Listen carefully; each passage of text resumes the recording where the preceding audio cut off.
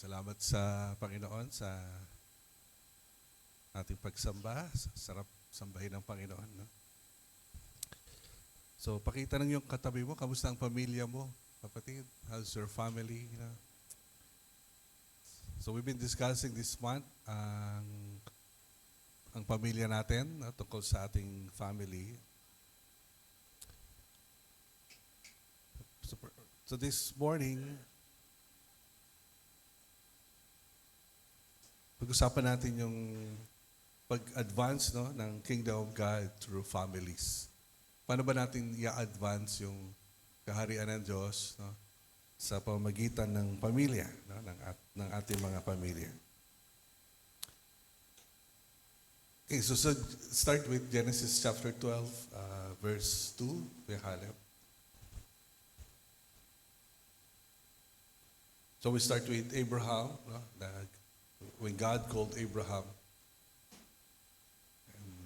and his plan for Abraham. I will make you into a great nation, and I will bless you.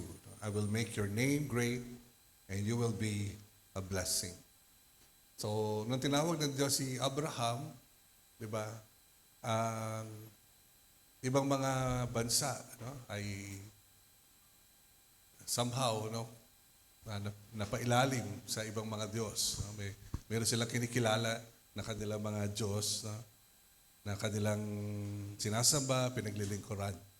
Pero si Abraham ay tinawag ng Lord para simulan ng isang bansa, ang isang lahi, ang isang pamilya, na kung saan ay pagpapalain na, ipapakita na yung pwedeng gawin ng isang Diyos sa isang pamilya, sa isang bansa, para sa gayon yung ibang mga bansa ay makita ito, mapagpala din yung mga bansa. Kasi sa puso ng ating Panginoon, ng ating Diyos, ay still the nations, yung mga bansa pa rin.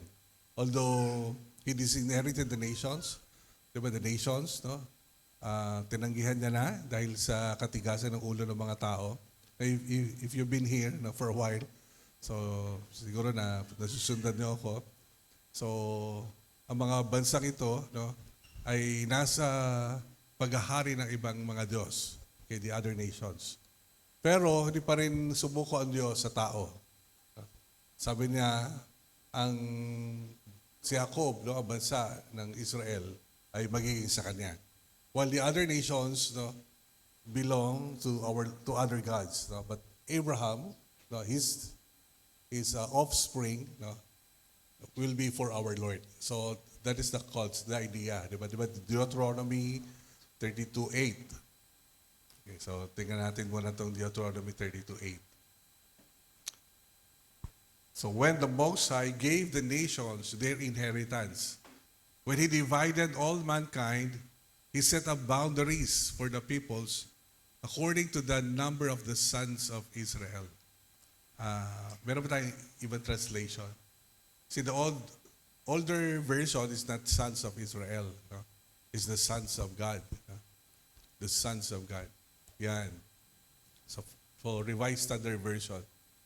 So, the Most High gave to the nations their inheritance, Genesis 11, diba, during the Tower of Babel, kung saan pinaghiwa-hiwalay niya yung mga bansa.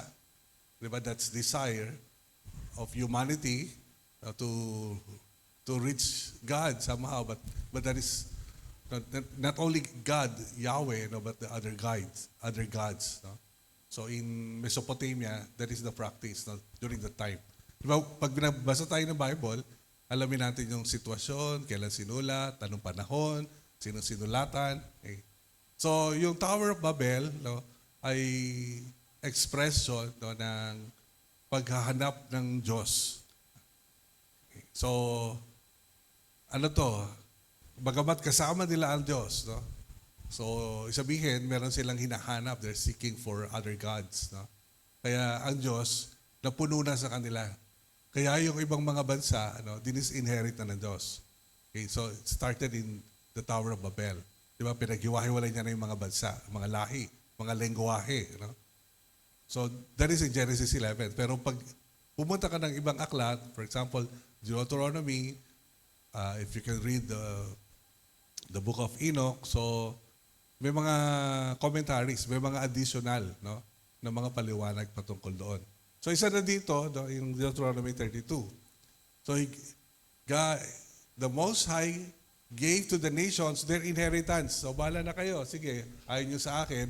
So kanya-kanya na kayo. Okay? So pinagbukod-bukod na. He separated the sons of men. He fixed the boundary, the bounds of the peoples. No? So binigyan niya ng boundary. That is not the original design of God. Dapat sana lahat ng bansa sa Kanya. Diba? Lahat ng lahi sa Diyos. Kaya huwag tayo mamili ng lahi. Kasi Chinese man yan, o Amerikano man yan, no? Pilipino, o ano man lahi sa Diyos yan, di ba? So walang boundary in the beginning. So hindi natin kailangan kumampi sa isang lahi, no? Dahil lahat tayo ay nilikha ng Diyos. No? Bagamat ang nangyari sa ating kasaysayan, inherit ng Diyos ang ibang mga lahi, no? Ang ibang mga bansa. Pero sa puso ng Diyos ay ang mga bansa pa rin. Still in His heart, no? Are the nations. So tayo ngayon bilang mga Kristiyano, that should be in our hearts, no? Ang puso pa rin natin ay para sa lahat ng bansa, sa lahat ng lahi. No? Kasi yun yung puso ng tatay natin. No? Yung puso ng manlilikas sa atin. Pero sabi niya, so He set the boundaries, no? Kaya ngayon may mga visa tayo. May mga bansa na talagang masyadong mahigpit bago ka makapasok sa bansa nila. Before, walang visas, no? Walang passport. So, pwede tayong maglakbay, no? Kasi ang buong daigdig, no, ay pinamamahala sa atin. Pero bunga ng ating pagsuway sa Diyos, so nagkaroon ng mga boundaries. No? Pero may pag-asa pa. Sabi niya, He divided the number according to the numbers, no, of the sons of God. So pinamahala na yung isang Diyos sa kanila. So Babylon, ayaw mo sa akin, so bahala ang Diyos na to. Di ba? Egypt, ayaw mo sa akin, ito ang Diyos. Ito ang Diyos mo. Pero sabi niya in verse 9, for the Lord's portion is His people, Jacob is allotted heritage. Pero, pipiliin niya pa ang isang bansa, ano, para sa kanya. Okay. So, he started it with Abraham. No? With Abraham. With the intention, so let's go back to Genesis 12:2. With the intention that through Abraham, the nations will be blessed. No? So, Abraham will be a testimony to other nations. So, bakit natin ito pinag-uusapan? You know, Abraham is a household. It is a household. Before it became a nation, it is a household. Isang tahanan mo na ito, isang pamilya, no? Bago naging isang bansa. No, entering the promised land is not only entering the promised land as a nation, but entering the promised land with households. No? Bawat pamilya, na-imagine nyo ba yun? Bawat pamilya, sama-sama. No? Kaya nga nung nakaraan, di ba? Ayaw ni Parao na palabasin ng Egypt yung mga lalaki. Ayaw naman pumayag din ng Moses na hindi kasama yung kanilang asawa at yung kanilang mga anak. No? Kasi ang pagpasok sa lupang pangako, pamilya. No? Hindi mo pwedeng iwanan yung pamilya mo. Yung pamilya mo. So kaya si Abraham, no, sinimulan na Diyos kay Abraham. Maganda nga ito, yung mga talata pa susunod. Can we still read that? No? Verse 3, I will bless those who bless you, and him who curses you, I will curse. And by you all the families of the earth shall bless themselves. Grabe, no? Sa pamamagitan ni Abraham, na kanyang pamilya, no, na kanyang magiging lahi, so pagpapalain ng ibang bansa. Eh, sino ba tayo ngayon? Sino ba tayo ngayon? Tanong mo sa katabi mo, sino ba tayo ngayon? So, if you will jump, no, you know, we are all connected to Abraham. Connected to the Abrahamic covenant, no, because of what Jesus Christ did on the cross. Di ba? Binalig niya tayo kay Abraham. Galatians 3, verse 29. 3:29. Galatians 3:29. And if you are Christ, o kung kay Kristo tayo, sabi Christ, di ba? Apostrophe S, kung kay Kristo tayo, no? Then you are Abraham's offspring, heirs according to promise. No? So kung nakay Kristo kayo, no, kayo din ay tagapagmana. No? Kayo ay kay Abraham, no? Lahi din tayo ni Abraham, Abraham's offspring, and tayo daw ay tagapagmana ayon din sa pangako kay Abraham. Ano ba yung pangako kay Abraham? Pagpapalain si Abraham at magiging patotoo sa ibang mga bansa ng kabutihan ng Diyos. So now that we are in Christ, sabi ni Paul, no? Pinapaliwanag ni Paul na ito yung nangyari. Na sino man na kay Kristo na ngayon, so tayo na ngayon ay kasama na rin sa lahi ni Abraham at tagapagmana sa pangako ng Diyos. So, tayo, ang pamilya natin, no, ay kasama sa pangako ng Diyos. No? Pamilya. Pamilya, because it started with Abraham's household. So now, no, yung pamilya din natin, gusto rin ng Diyos. No? Nakasama rin doon sa pangako niya kay Abraham. Maranasan din natin, no, yung pangako na yon. Yung pangako ng Diyos, no, na pagpalain tayo upang sa gayon ay maging pagpapala tayo sa iba. No? Maging pagpapala tayo sa iba. Tingnan nyo nga inyong tahanan. Paano kayo tinitingnan ng inyong mga kapitbahay? Yan, tingnan mo yung katabi mo.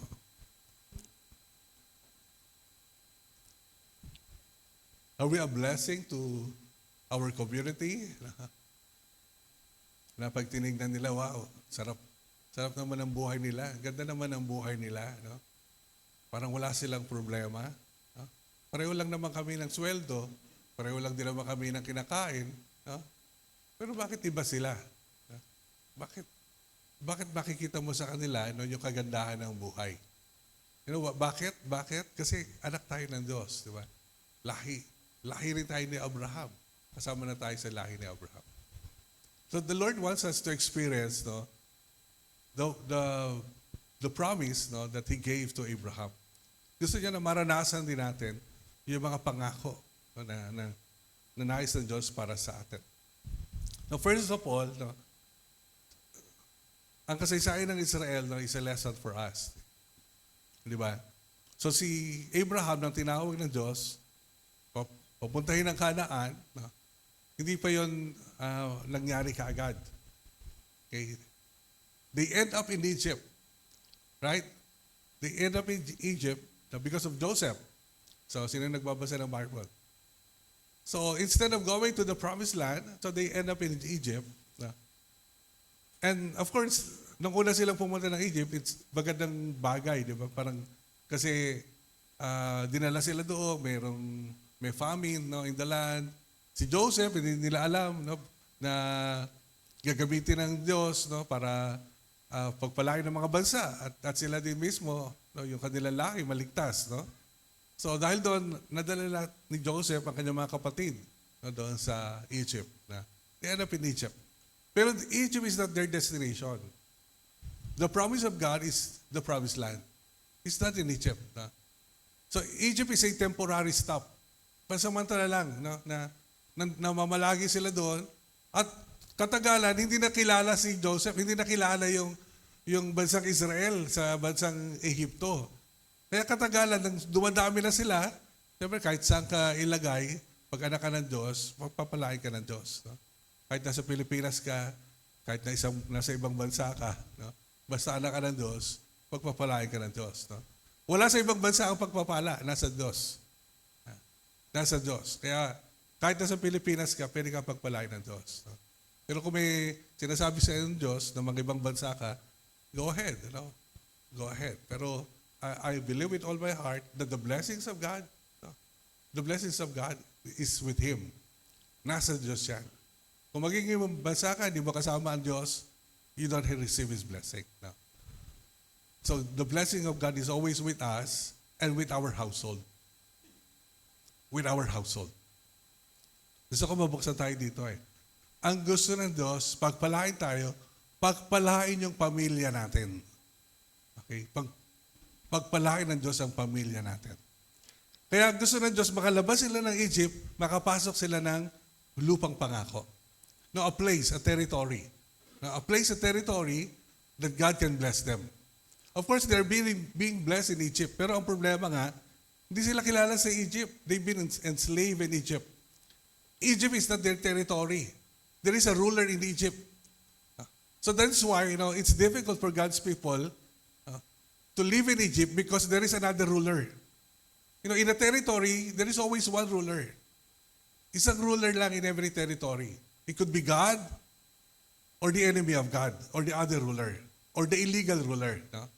So in our household is a territory. If it is a territory, we should have God as our ruler in our household.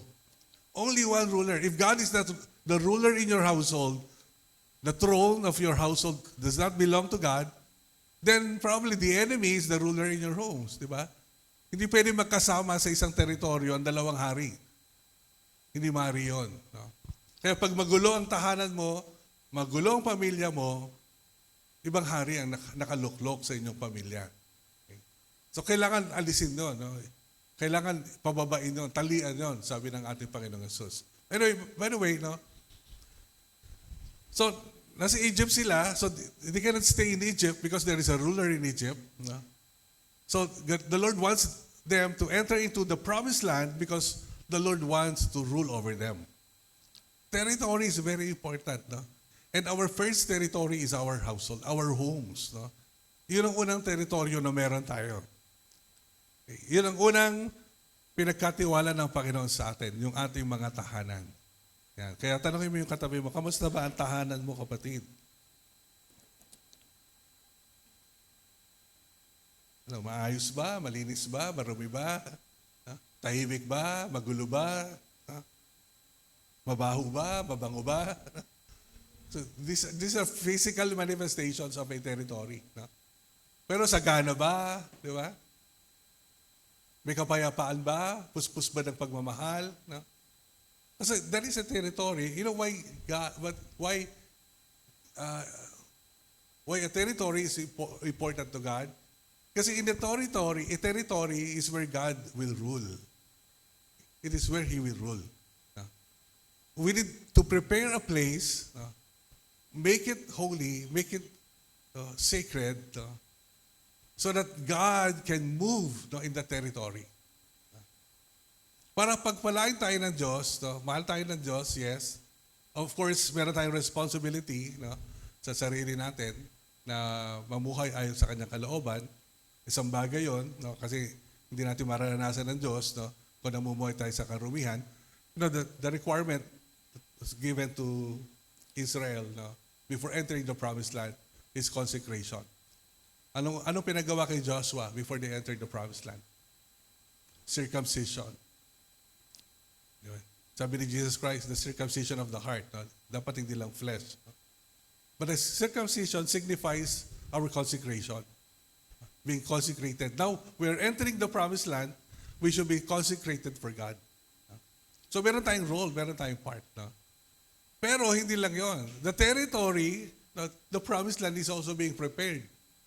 Diba? Yung pupuntahan nila ng lupang pangako, tinuruan din sila paano linisin. You need to annihilate, di ba, all the nations in the promised land. Kailangan daw patayin lahat, yung mga laki noon na nando doon. Kailangan gibain lahat, yung mga Diyos doon. Tanggalin lahat ang mga Diyos doon sa promised land. Gumawa ang Diyos ng Ten Commandments for the consecration of God's people so that they can follow the will of God. But at the same time, it's not only the people, gumawa ang Diyos ng kanyang tirahan, ng tabernacle, the temple that eventually became a temple that will represent the presence of God in the territory. Kasama nila ang Diyos doon sa teritoryo. At kailangan malinis yung teritoryo na yon. Kaya once a year, there is an atonement for the territory. They sprinkle the blood of the animals. Di ba? Nababasa niyo ba ito sa Bible? Because they need to maintain the territory sacred so that they can experience God. Now, put it in the context of family. So, ibig sabihin nito, God wants to bless us. That's not the problem. God wants to move in our household. That's not the problem. Gusto lagi ng Diyos na pagpalain tayo bilang Kanyang mga anak. The problem is, if the territory is not prepared, if the territory is not sacred, that is our problem. Dahil hindi maaari na ang Diyos ay magpahayag na kanyang sarili sa isang lugar na marumi. Okay? So, andon yung paglilinis ng ating household. Kailangan mabantayan natin yung household natin. Kaya pag tinatanong kayo, kamusta ang pamilya niyo? Sabihin, is your family like Eden? Is your family, like a holy of holies? No? Your household. No? So, kasi if our family, our household, is sacred, then we can expect God to move in our family. Move in our family. So, ano gagawin natin? So, we need to eliminate, alisin lahat, yung mga nagde-defile ng household natin. Dapat alisin natin lahat, yung mga pandaraya, yung mga kahalayan, pagnanakaw, karumihan, ano pa, Diyos-Diyosan, sa pamilya natin, para maging malinis yung ating tahanan. Hindi maaari na makakilos ang isang banal na Diyos sa hindi banal na lugar. Sa hindi banal na lugar. Kung makita nyo mga Israelita, meron palaging banal na dako para katagpuin ng Diyos. Di ba? Ang paniniwala kasi natin, pwede naman natin katagpuin ng Diyos kahit saan. Pwede mo naman maranasan ng Diyos kahit saan. Hindi, may inilalaan na banal na lugar para makatagpo mo ang Diyos. Para maranasan mo ang Diyos. Kasi ang Diyos, maaari siyang mangusap, maaari siyang kumilos, di ba? Dahil sa kanyang kapangyarihan. Pero kung gusto mo ng lubusang maranasan ang Diyos sa buhay mo, kailangan ihanda mo ang sarili mo, ihanda mo rin yung lugar na kanyang pagkilos. Paano to magiging ano sabi natin kanina? Evangelism, yung pag-advance ng kingdom ng Lord. How do we advance the kingdom of God? Through family. Nakasanayan kasi natin that evangelism is one-on-one, di ba? Yung evangelism is sharing the gospel, which is okay rin naman yun. But you see, but the method of God, in evangelizing is, if we will look again, is Abraham, his household, and then the household of Joseph, exiting Egypt, going to the promised land by household. So today, God wants to move in our household. So through the testimonies of our household, our family, then we can win others. We can win others. Doon tayo na sadlak na sa Kristyanismo na para bang masyadong individualistic because our theology came from the West, which is too individualistic. Kaya pag nagsishare tayo, one-on-one lang, diba? Isa-isa lang. But you see, but the culture, the culture of the Israel is not individualistic. The culture that we have, maganda nga ito sa Pilipino kasi ganun din yung kultura natin. It's household, it's community, it's family. It is family. Kaya nga naalala niyo yung jailer, yung jailer, yung papatayin siya, di ba? Last time na message natin. Tapos ang sabi ni si Pedro, di ba? Si Pablo ba yun? Si Pedro, huwag mong patayin sarili mo, di ba? Nandito kami. Then si Pablo, is it Paul? So sabi ni Paul and Silas, right. So sabi ng anong gagawin ko, di ba? Para maligtas. Sabi ni Paul, believe in the Lord, you and your household will be saved. Acts 6:31, di ba? Then you and your household will be saved. Hindi ibig sabihin it's automatic kasi in verse 32, nagpunta si Paul, di ba, si Silas, siniyera niyo buong pamilya. Pero ang buong pamilya, after na masyera, tumanggap sa Panginoon. Pero yung kaisipan na ang kaligtasan, ay hindi lang sa individual. Kundi ang kaligtasan, kailangan dumating hanggang pamilya. Hanggang pamilya. So early in our Christian life, ako personally, early in my Christian life, this is not the idea. The idea before is to receive the Lord, okay ka na. Then continue to grow, be discipled, okay ka na. Iilan yung bumabalik sa pamilya para dalahin yung mabuting balita. No? Para ibalita sa buong sambahayan yung pamilya. At sama-sama yung pamilya na maranasan ng Diyos. No? At maging patotoo yung pamilya para sa kanilang mga kapitbahay. Para sa mga nakakakilala sa kanila. O ano nangyari sa pamilya ninyo? Anong nabago? Anong nabago? So pag nakita ng mga kapitbahay na naranasan ng buong pamilya ang pagliligtas ng Panginoon at ang kagandahan ng Diyos, ang kagandahan ng buhay na nais ng Diyos para sa pamilya natin, then yung mga taong nakakakilala sa atin, ang unang-una na magtatanong, anong nangyari sa inyo? Di ba? Tapos, then we can start our evangelism. Alam nyo, yung pamilya nyo may pag-asa rin. Kung kikilalanin ninyo si Jesus bilang Panginoon at tagapagligtas. Kasi we need to move away from individualism. No?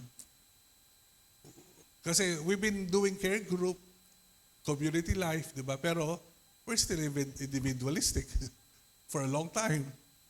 We're still not experiencing the family, na gusto ng Lord sa atin. So we need to move away that. Even our songs, di ba? I, me, myself. Di ba maganda in our songs that we experience we, that we come to God as a family. See, those are the concept of West, the West. Eastern tayo eh. No? The Eastern is more community, more family. And Jesus Christ, that is the context of our Lord. Okay, so, advancing the kingdom of God, through families. So, let's consolidate our family. Let's start with our family. What is happening in our family? Is our family, experiencing yung sacred space? Is our family experiencing Eden? Is your family like Eden? Where you are experiencing the goodness of God, the blessings of God, the love of our Lord. We're growing in the Word, growing in the knowledge of God. So that is Eden, diba? So is our family like Eden? So consolidate your family first. Then, pag naayos natin yung pamilya natin, naayos na natin, di ba? Yung mga magkakaaway, nagbati na, yung mga may utang, nabayaran na, naayos natin yung pamilya natin, then we can start to testify to other communities, to other household. Then we can reach out to other household. If our families is like Eden, then people will notice it, and then that's the time that we do evangelism. That's the time that we share the gospel to them. The gospel for a household. Believe in the Lord. You and your household will be saved. The gospel is for the household. Although individually we need to receive Jesus Christ as our Lord. But the intention of the gospel is not only for one member of a family to be saved, but the whole family to know the Lord. Amen? So, kamusta yung mga pamilya sa paligid ninyo? Pwede na ba tayo magpatotoo sa kanila?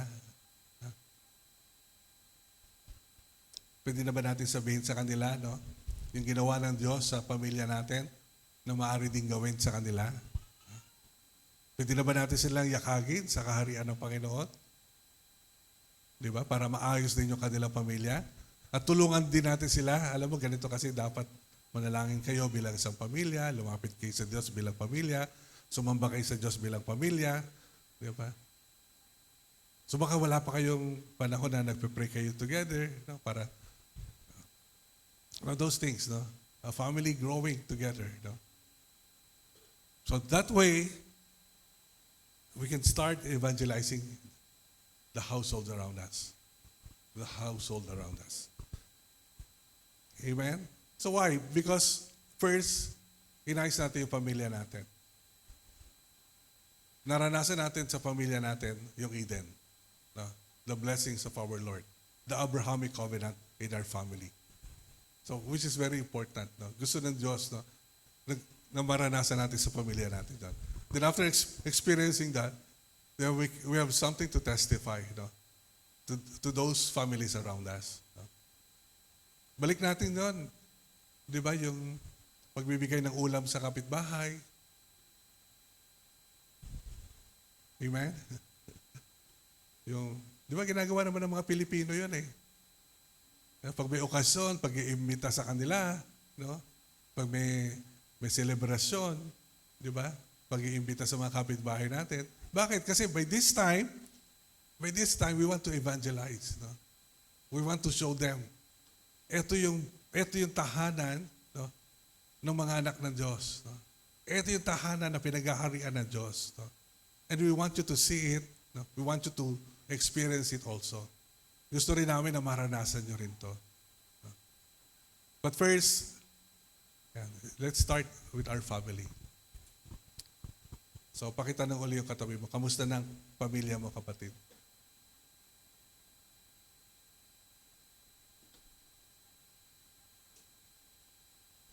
Susunod na magluto kayo, magpasobra kayo.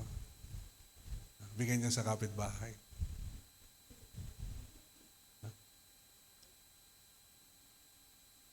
Amen? Di ba ganun naman ang prayer natin? Lord, bless us so that we can be a blessing to others. So if you're praying, pag nanalangin ka ng blessing, no, dapat may pasobra palagi. No, hindi yung sapat lang sa inyong pamilya. Lord, pagpalain mo kami na hindi lang yung sapat sa amin. Dapat sobra para may pamigay kami sa iba. Para meron kami maibahagi sa iba. So, kung nagpe-pray kayo ng 1 million, dagdagan nyo kasi meron pa kayong kapitbahay eh. Di ba? So, isama nyo na yung kapitbahay ninyo. So that we can evangelize, no? We can share, no, the goodness of God to them. So we can advance the kingdom of God. Amen? So yun, advancing the kingdom of God through families. No? We can advance the kingdom of God through our families. It's not a program. No? It's not an activity. No? But it's a lifestyle of Christians. You know, the Gen Z are looking for lifestyles. They're not looking for programs. No? Yung mga youth, mga kabataan ngayon. Kabisado na nila ang programa. Kabisado na nila yung activity. No? They're looking for the real thing. No? They're looking for the real thing today. So, they want to see, no, that what we are doing is not it's not because of a program.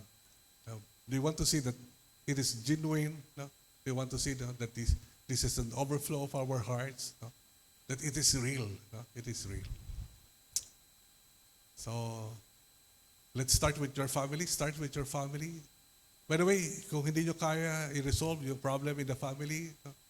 That's why we ask for help. No? That's why we ask for the leaders not to come.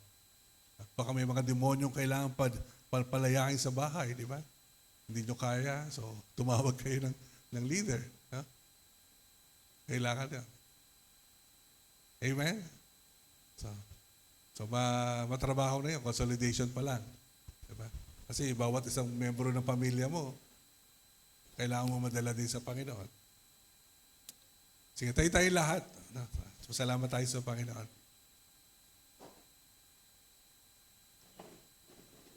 Pwede ba natin ipanalangin ngayong umaga yung pamilya natin, na una sa lahat, na yung pamilya natin ay maranasan, na yung kagandahan ng loob ng Panginoon sa ating pamilya, maging maayos ang pamilya natin, mapagharian ng Panginoon yung ating mga sariling sambahayan, maranasan ng ating pamilya, ang paglilinis, ang paghahari ng Panginoon sa pamilya natin. Let's pray. Panginoong Jesus, marami pong salamat sa iyong pagmamahal sa bawat isa sa amin. Lord, katulad ng sinabi ni Apostol Pablo, na kung kami mananalig, Lord, kami ay maliligtas maging aming buong sambahayan. Nais po namin na madala ang mabuting balita sa kabuuan ng aming sambahayan. Lord, at ang buong sambahayan po namin, Ama, ay maging isang lugar na pinaghaharian po ninyo. Isang lugar, Panginoon, na kayo ay malaya na kakakilos, Lord, at at nakakagalaw, Lord, para ibigay sa amin, Lord, ang iyong mga kalooban, ang iyong pagpapala, Lord, sa aming mga sambahayan. Panginoon, isang sambahayan na pinag-aarian po ninyo upang maging patotoo rin po sa mga pamilya na nakapaligid po sa amin. Ama, tulungan niyo po kami magliwanag para sa inyo, Lord, ang bawat isang pamilya na nire-represent po namin ngayon. That it is for you, for your kingdom, Lord.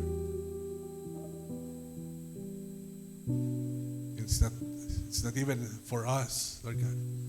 Pero when we invite you, Lord, in our household, then you can move and you can have your way, Lord. Kaya salamat po ng marami. Salamat ang marami sa inyo, sa iyong biyaya, sa iyong kahabagan.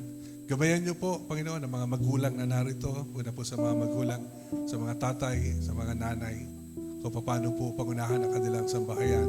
Maging ang mga anak, Panginoon, kung paano magmamahal at susunod sa kanilang mga pamilya, sa kanilang mga magulang, Panginoon, sa kanilang po mga pamilya. Lord, I pray, Lord, from us, Lord God, magkakaroon po, Ama, ng mga patotoo ng iyong paghahari, Panginoon. Magkakaroon ng mga patotoo sa mga pamilya, Lord, mula sa amin, ng iyong pagkilos, Lord. At magkakaroon ng bunga ito sa mga pamilya na nakapaligid sa amin, Ama. Salamat po, Lord. Tulungan niyo rin po kami na magbukas muli ng aming pintuan, Lord, at umabot sa mga pamilya na nasa paligid po namin. May pakita, Panginoon, sa kanila ang maaaring gawin ng isang tapat na Diyos, mapagmahal na Diyos sa kanyang mga anak, Lord. May patotoo po namin ang iyong katapatan. Kaya maraming po salamat, Lord God. And we're looking forward, Lord, that more families, Lord, ang maabot po namin, Lord God, para sa iyong kaharian. Kaya salamat po, Ama, ng marami. Salamat sa iyong mga salita ngayong umaga. Purihin ka nga po sa iyong pinakamataas na papuri sa pangalan po ng Panginoong Jesus. Amen.